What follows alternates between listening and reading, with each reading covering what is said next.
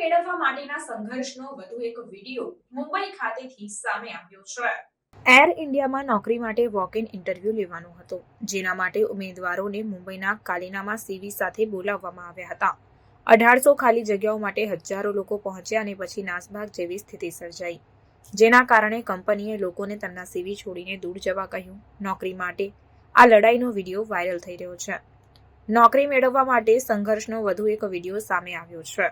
આ વખતે મુંબઈના કલિનામાં એર ઇન્ડિયા કંપનીની ઓફિસમાં નાસભાગ જેવી સ્થિતિ જોવા મળી હતી. રિપોર્ટ્સ અનુસાર એર ઇન્ડિયા યુટિલિટી એજન્ટની 1802 જગ્યાઓ પર ભરતી માટે વોક ઇન ઇન્ટરવ્યૂ લીધા હતા, જેમાં હજારોની સંખ્યામાં ઉમેદવારો પહોંચ્યા હતા.